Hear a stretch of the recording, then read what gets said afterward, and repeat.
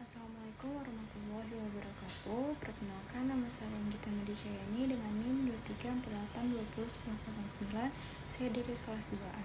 Di sini saya akan menyampaikan materi tentang penyakit sistem vaskular dan jantung. Sebelum itu, saya berterima kasih kepada dosen pengampu saya, Pak Apoteker Rizky Yulion M. Fram, di mana telah memberikan saya kesempatan untuk menyampaikan tentang materi ini. Baik, di sini kita masuk ke pengertian penyakit kardiovaskular. Penyakit kardiovaskular merupakan sebuah kondisi di mana terjadi penyempitan atau penyumbatan pembuluh darah. Penyakit kardiovaskular termasuk kondisi kritis yang butuh penanganan segera. Pasalnya, jantung adalah organ vital yang berfungsi untuk memompa darah ke seluruh tubuh. Jika jantung bermasalah, maka peredaran darah dalam tubuh bisa terganggu. Selanjutnya kita masuk ke faktor risiko penyakit jantung. Faktor risiko penyakit jantung itu ada 6.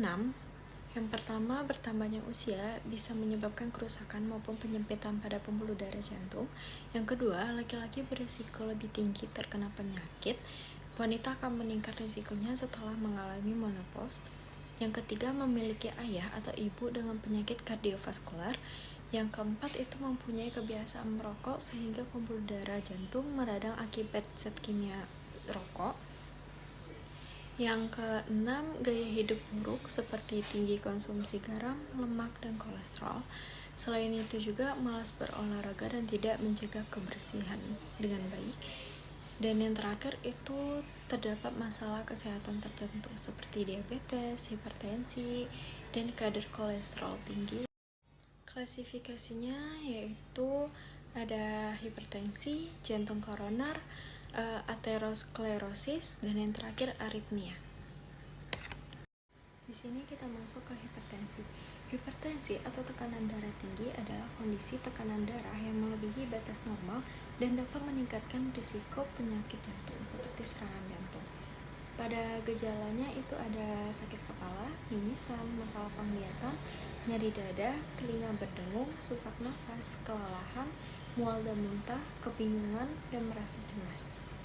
Pada faktor risikonya itu memiliki usia di atas 65 tahun, sering mengonsumsi makanan tinggi garam berlebihan, alami keberatan badan atau obesitas, adanya riwayat keluarga dengan kondisi medis yang sama, kurangnya mengonsumsi sayuran dan buah-buahan, tidak aktif secara fisik atau jarang berolahraga, mengonsumsi terlalu banyak makanan dan minuman yang mengandung kafein, terus kebiasaan merokok dan banyak mengonsumsi minuman beralkohol, dan juga stres. Pada pencegahannya itu ada mengonsumsi makanan sehat seperti buah dan sayuran, batasi asupan garam, kurangi konsumsi kafein yang berlebihan, berhenti merokok, berolahraga secara teratur, menjaga berat badan, mengurangi konsumsi minuman beralkohol, membatasi asupan makanan tinggi lemak jenuh, dan menghilangkan atau mengurangi lemak trans dalam diet. Pada pengobatannya itu terbagi menjadi 2. Yang pertama itu pengobatan pola hidup. Pada pengobatan pola hidup itu ada pertahanan berat badan yang sehat, mengurangi atau berhenti merokok, konsumsi makanan sehat bergizi seimbang dan rendah garam, batasi konsumsi minuman beralkohol, lakukan aktivitas fisik secara teratur, kelola stres dengan baik. Yang kedua itu ada mengonsumsi obat-obatan, di mana kita mengonsumsi obat-obatan untuk membuang kelebihan garam dan cairan di tubuh melalui urin. Yang kedua itu untuk melebarkan pembuluh darah sehingga tekanan darah bisa menurun. Yang ketiga itu obat yang bekerja untuk memperlambat detak jantung dan melebarkan pembuluh darah. Selanjutnya kita masuk ke penyakit jantung koroner. Penyakit jantung koroner adalah jenis penyakit jantung ketika arteri jantung tidak dapat mengalir cukup darah yang kaya oksigen ke jantung. Kondisi ini mempengaruhi arteri koroner yang lebih besar pada permukaan jantung. Pada gejalanya itu nyeri dada, keringat dingin, mual, muntah, mudah lelah, dan sesak nafas. Pada penyebabnya itu ada tekanan darah tinggi, kolesterol, diabetes, kegemukan, kebiasaan merokok, dan peradangan pada pembuluh darah. Pada faktor risikonya itu ada usia lanjut, berjenis kelamin pria, riwayat keluarga, kebiasaan merokok, memiliki hipertensi, dan trauma mental.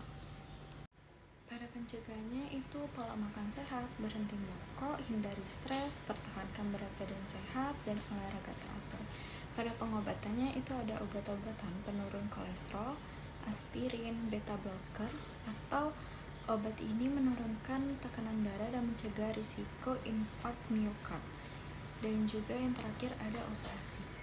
Pada diagnosisnya itu bisa menggunakan elektrokardiogram atau EKG, lalu ekokardiogram atau ECG, lalu CT scan jantung, dan angiogram. Selanjutnya kita masuk ke aterosklerosis. Aterosklerosis adalah penyempitan dan pengerasan pembuluh darah arteri akibat penumpukan plak di dinding pembuluh darah. Kondisi ini merupakan penyebab umum penyakit jantung koroner atau aterosklerosis heart disease. Penyebabnya itu ada kolesterol tinggi, tekanan darah tinggi, diabetes, peradangan akibat penyakit tertentu, obesitas, kebiasaan merokok, penuaan, dan pola makan. Pada gejalanya itu ada nyeri dada atau angina, rasa sakit di kaki, lengan, dan tempat lain yang memiliki arteri tersumbat, kram di pantat saat berjalan, sesak nafas, kelelahan, kebingungan, hilangnya fungsi motorik atau sensorik, dan yang terakhir ada kelemahan otot di kaki karena kurangnya sirkulasi. Pada pengobatan itu ada dua, di mana yang pertama ada obat-obatan, yang kedua ada pembedahan, di mana pembedahan itu meliputi operasi bypass, terapi trombolitik, angioplasti, dan intervensi koroner perkutan, aterektomi, dan endarterektomi. Pada pencegahannya itu melakukan pola makan sehat dengan gizi seimbang yang kaya serat dan karbohidrat kompleks serta rendah kolesterol, terus menghindari atau membatasi konsumsi minuman beralkohol, berolahraga selama 30 menit per hari setidaknya 5 hari dalam seminggu, lalu berhenti merokok, menjaga berat badan dalam rentang ideal, mengelola stres dengan baik, dan beristirahat dengan tidur yang cukup. Selanjutnya kita masuk ke aritmia. Aritmia adalah gangguan yang terjadi pada irama jantung. Penderita aritmia bisa merasakan irama jantungnya terlalu cepat, terlalu lambat, atau tidak teratur. Sebenarnya aritmia itu normal terjadi pada kondisi jantung yang sehat, namun bila terjadi terus-menerus atau berulang, aritmia bisa menandakan adanya masalah pada organ jantung. Pada gejalanya itu ada jantung berdebar-debar, detak jantung cepat atau lambat, pusing, nyeri dada, sesak nafas, berkeringat, pingsan atau hampir pingsan. Pada penyebabnya itu ada konsumsi obat pilek atau obat alergi, hipertensi, diabetes, gangguan tiroid, kelainan katup jantung, penyakit jantung bawaan seperti tetralogy of Fallot, penyakit jantung koroner, serangan jantung, dan kardiomiopati. Nah, selain kondisi medis, aritmia juga dapat dipicu oleh gaya hidup yang tidak sehat. Itu contohnya seperti tidak dapat mengelola stres dengan baik, kurang tidur, merokok, mengonsumsi minuman beralkohol atau berkafein secara berlebih, dan menyalahgunakan nafsa. Pada pencegahannya itu berhenti merokok, mengonsumsi makanan sehat, menjaga berat badan ideal, berolahraga secara teratur, membatasi konsumsi minuman beralkohol dan berkafein, dan menghindari konsumsi obat tanpa petunjuk dokter. Pada diagnosisnya itu ada elektrokardiogram atau EKG, lalu Holter monitoring itu untuk merekam aktivitas listrik jantung ketika pasien beraktivitas selama seharian. Lalu ada uji latih jantung itu untuk mengukur aktivitas jantung saat pasien melakukan latihan fisik.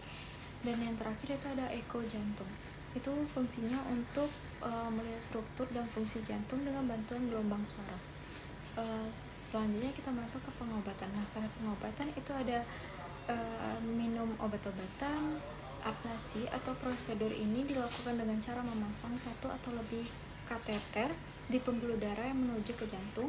Lalu ada alat pacu jantung, dan yang terakhir itu ada implantable cardioverter defibrillator atau ICD, adalah alat kecil yang dipasang di dada. Alat ini digunakan pada pasien yang berisiko mengalami henti jantung mendadak. Sekian penjelasan dari saya tentang penyakit sistem vaskular dan jantung. Saya akhiri. Wassalamualaikum warahmatullahi wabarakatuh.